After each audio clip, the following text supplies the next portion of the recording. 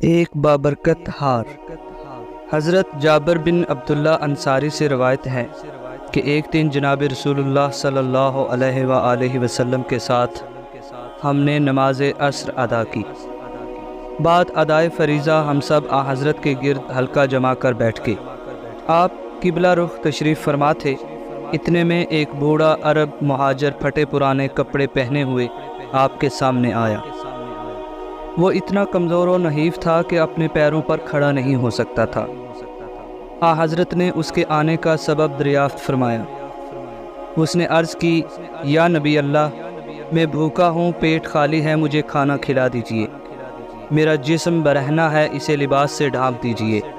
میں فقیر و محتاج ہوں، کچھ مال عنایت فرما دیجئے۔ آپ صلی اللہ علیہ وآلہ وسلم نے ارشاد فرمایا، بھائی اس وقت تو میرے پاس تیرے دینے کے لیے کچھ بھی نہیں، مگر جو خیر کی طرف رہنمائی کرے وہ بھی خیر کرنے والے کے مانند ہوتا ہے۔ اس لیے میں ایک ایسے شخص کا پتہ بتائے دیتا ہوں جس کو خدا و رسول دوست رکھتے ہیں اور جو خدا و رسول کو دوست رکھتا ہے اور وہ راہ خدا میں اثار کیا کرتا ہے۔ تم فاطمہ زہرا کے دروازے پر چلے جاؤ۔ سامعین، جناب فاطمہ زہرا کا گھر جناب رسول اللہ صلی اللہ علیہ وآلہ وسلم کے اس حجرے سے بالکل متصل تھا جو ازواج کے حجروں کے علاوہ خود آپ نے اپنے لیے بنوایا تھا۔ آپ نے حضرت بلال سے ارشاد فرمایا کہ اے بلال، اسے فاطمہ زہرا کے دروازے تک پہنچا دو۔ چنانچہ وہ اعرابی حضرت بلال کے ہمراہ در جناب فاطمہ زہرا پر آیا اور آواز دی، اے اہل بیت نبوت، جن کے پاس فرشتوں کی آمد و رفت رہتی ہے، جن کے پاس جبریل روح الامین پروردگار عالم کی طرف سے وحی لے کر نازل ہوتے ہیں، آپ حضرات پر میرا سلام ہو۔ اندر سے آواز آئی، وعلیک السلام، تم کون ہو؟ اس نے عرض کیا، میں ایک ضعیف و نحیف عرب ہوں، آپ کے پدر بزرگوار کے پاس اپنے فقر و فاقے سے تنگ ہو کر آیا تھا، حضرت نے آپ کے پاس بھیجا ہے۔ دختر رسول، میں بھوکا ہوں، مجھے کھانا کھلا دیجئے۔ لباس بوسیدہ ہو گیا ہے، لباس عنایت فرمائیے، اللہ تعالیٰ آپ حضرت کا بھلا کرے۔ جناب رسول اللہ صلی اللہ علیہ وآلہ وسلم کو علم تھا کہ علی و فاطمہ پر یہ تیسرا فاقہ ہے اور خود آپ بھی بھوکے تھے۔ اس کے باوجود آپ نے سائل کو در جناب سیدہ پر بھیج دیا۔ جناب فاطمہ زہرا نے دیکھا کہ ایک سائل کو دینے کے لیے گھر میں کچھ نہیں ہے، تو گوسفند کی ایک کھال جس پر جناب امام حسن اور امام حسین علیہ السلام آرام فرماتے تھے اٹھا کر سائل کو دے دی اور فرمایا، اے برادر، یہ لے جاؤ، اس وقت مجھ سے یہی ممکن ہے، اللہ تعالیٰ اس کے ذریعے سے کوئی بہتر چیز عنایت فرما دے گا۔ سائل نے کہا، دختر رسول، میں نے آپ سے بھوکا ہونے کی شکایت کی ہے اور آپ مجھے پوست گوسفند عنایت فرما رہی ہیں، میں یہ لے کر کیا کروں گا؟ شہزادی کے پاس ایک ہار تھا جو جناب فاطمہ بنت حمزہ نے آپ کو تحفہ میں دیا تھا۔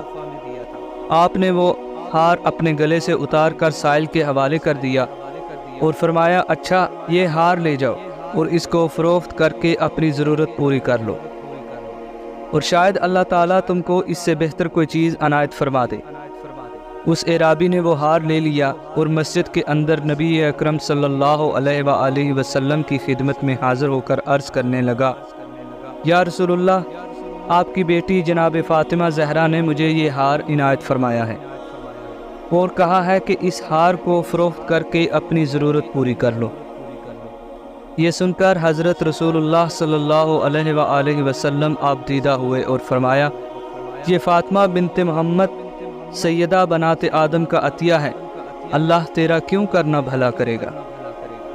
یہ سنتے ہی عمار بن یاسر اٹھے اور عرض کیا، یا رسول اللہ، اگر اجازت ہو تو یہ ہار میں خرید لوں؟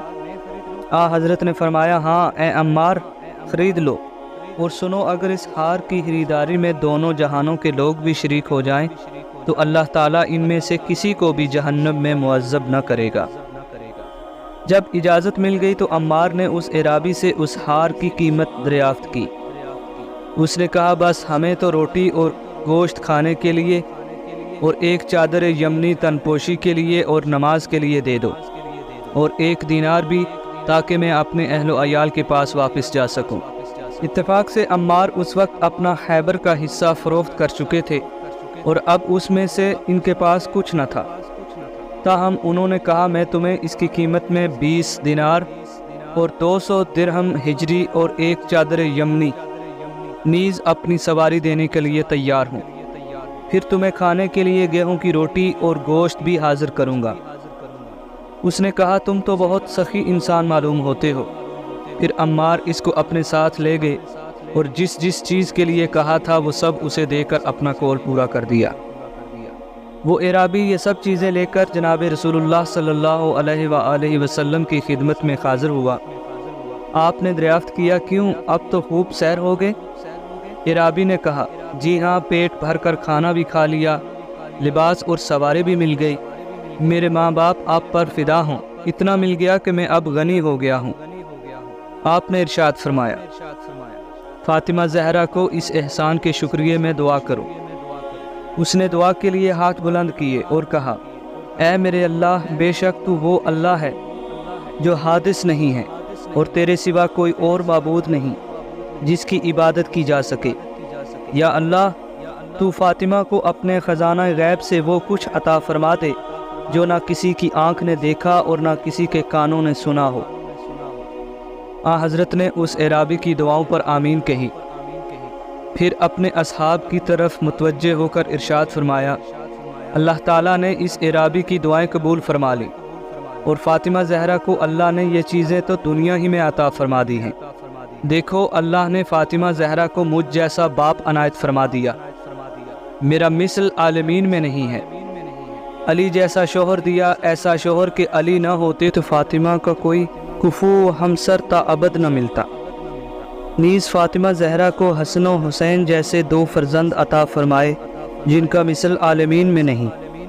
یہ دونوں تمام انبیاء کی اولاد کے سردار بلکہ جوانان اہل جنت کے سردار ہیں۔ اس کے بعد عمار نے ہار کو مشک میں بسایا، ایک یمنی چادر میں لپیٹا اور اپنے غلام سہم کو دیا جسے انہوں نے اس رقم سے خریدا تھا جو ان کو خیبر کے حصے میں ملی تھی، اور اس غلام سے کہا یہ ہار لے کر حضرت کی بارگاہ میں جاؤ اور ان کی خدمت میں پیش کرو کہ میں نے تجھے بھی حضرت کے لیے بخش دیا تاکہ آپ صلی اللہ علیہ وآلہ وسلم کی خدمت کرے۔ وہ غلام ہار لے کر جناب رسول اللہ صلی اللہ علیہ وآلہ وسلم کی خدمت میں حاضر ہوا اور آپ کو عمار کا پیغام پہنچایا۔ حضرت نے غلام سے فرمایا تم یہ ہار لے کر جناب فاطمہ زہرا کو دے دو کہ میں نے تمہیں بھی فاطمہ کو بخشا۔ چنانچہ وہ غلام ہار لے کر در سیدہ زہرا سلام اللہ علیہا پر آیا اور حضرت رسول اللہ صلی اللہ علیہ وآلہ وسلم کا پیغام سنایا۔ بنت رسول نے وہ ہار لے کر فرمایا جا، میں نے تجھے راہ خدا میں آزاد کیا۔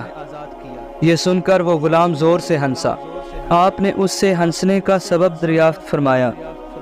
اس نے کہا میں اس ہار کی برکت پر ہنستا ہوں کہ اس نے ایک بھوکے کو سیر کیا، ننگے کو لباس پہنایا، فقیر کو غنی کیا اور ایک غلام کو آزاد کرایا اور دوبارہ اپنی مالکہ کے پاس واپس پہنچ گیا۔